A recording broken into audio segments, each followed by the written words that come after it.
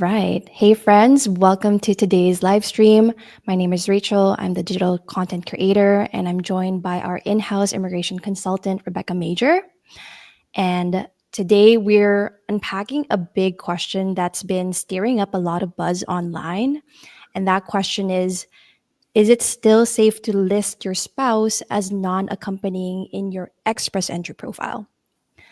Now, for context, a file recently got refused, and IRCC responded to a web form inquiry that kind of shook things up.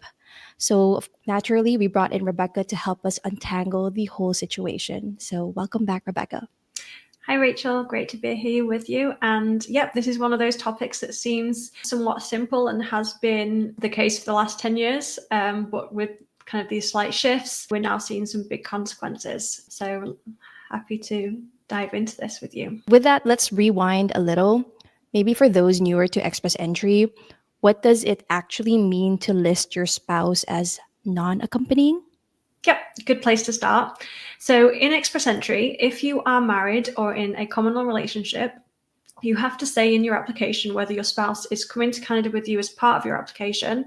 So that means they're accompanying, so they will be processed with you and get PR status, or if they're staying behind, so not included and will not get PR status. That's non-accompanying. So what we're seeing here now is that, or what's always been the case, is that if you list your spouse as non-accompanying, your application will be awarded CRS points in the Express Entry system as a single applicant.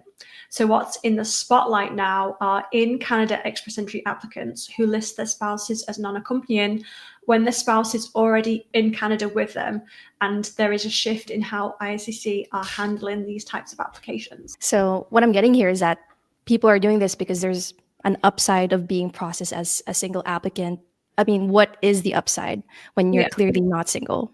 So it all comes down to points. So when your spouse is accompanying, the system also evaluates them.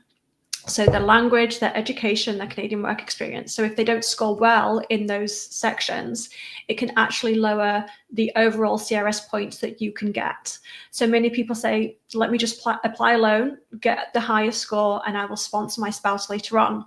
And that's been a really common strategy, especially where in couples, one partner is the stronger applicant, and it is actually something that IRCC have previously allowed.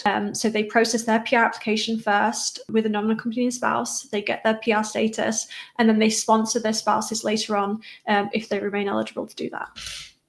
Right. But now it seems like that strategy might be hitting a wall. And it looks like IRCC may be shifting to how they're handling these type of applications. So I guess my next question is like, what's changed? Yeah, so that's correct. While some people are still managing to rely on this strategy to secure their own permanent residency status, other in Canada applicants are actually now facing procedural fairness letters. So that's when IRCC flag concerns in your application and give you a chance to respond. And in some cases, that's leading to refusals and even misrepresentation findings, which can make you inadmissible for 5 years. Ooh, so it sounds like it's not really worth the shortcut. So does that mean everyone should stop listing their spouse as non-accompanying? Yeah. So, I mean, it's like everything in immigration. And if you've seen previous videos, you've definitely heard me talk about this more than once. Just because it's worked in the past doesn't mean that it's going to work now.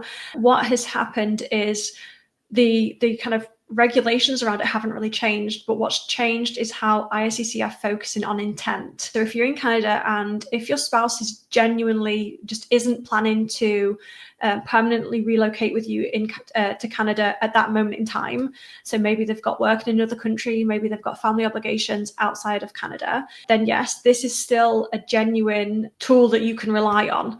But if you're planning to get PR status, and really the only reason you're not including your spouse is to gain those CRS points, well, that's when it's going to get a bit dicey, and IRCC might call that out, and you would have to then deal with the consequences and things like that.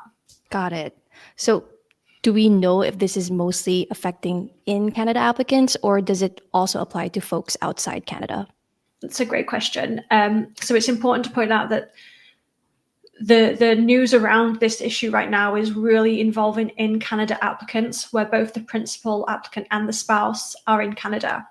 In Canada cases, spouses likely applied for their temporary status together. So when they applied for their study permit, their work permit, etc., they listed their spouse as accompanying, and the spouse got their status from that.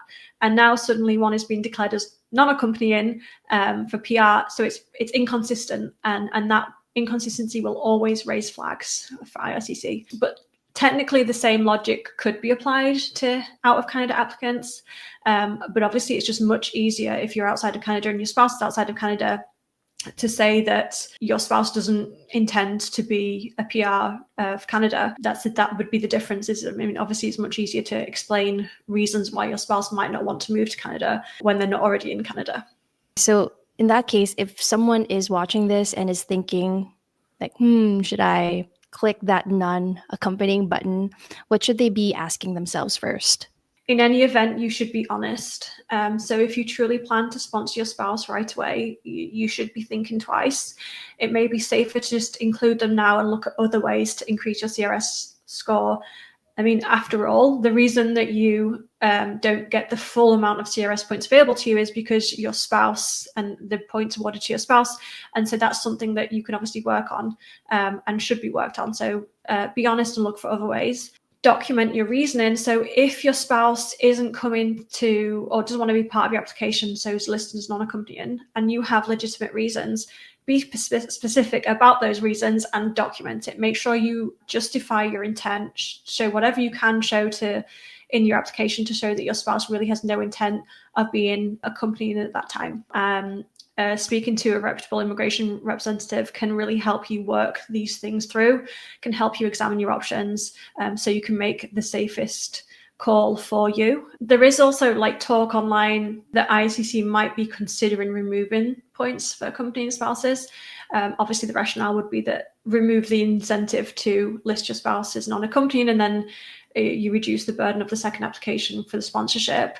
And again, this is anecdotal. We don't know whether this is going to happen, but it's something that potentially you should look out for in the future. So I'm going to plug our newsletter and say, if this is something you're really interested in and it affects you, you should be subscribe to our newsletter. We try and cover all these types of events, whether it's on video, whether it's on via articles that we distribute. So it's a great place to get your information. For sure. And I also wanted to quickly just pull up what it would look like on our landing page. So for those watching, if you visit movingtocanada.com, this is exactly what you'll see on your when you land on our page. And it's as simple as typing in your email and clicking the get started. And the incentive here is really to keep track of these changes, especially right now in the world of Canadian immigration. Things can really happen. Things can change overnight. We try to be on top of these changes and inform you, but we really try to break them down in plain English. Join our newsletter by visiting movingtocanada.com. All right, so bottom line is listing your spouse as non-accompanying might still be doable, but it's not a hack. And if your real plan doesn't line up with what you've written or planned, it could backfire hard, right? Thank you, Rebecca, for always breaking down this key update. It's always a pleasure having you here and make stuff make sense. Thank you for joining me. And if it does hit home with anyone, just re-examine your approach. It's better to review now than fix a refusal later on. And if you've got questions, feel free to drop them in the comments as well. And again, don't forget to subscribe to our newsletter. We've got you covered on immigration, settlement, and everything in between to help you build your life in Canada. Bye-bye. Okay, bye.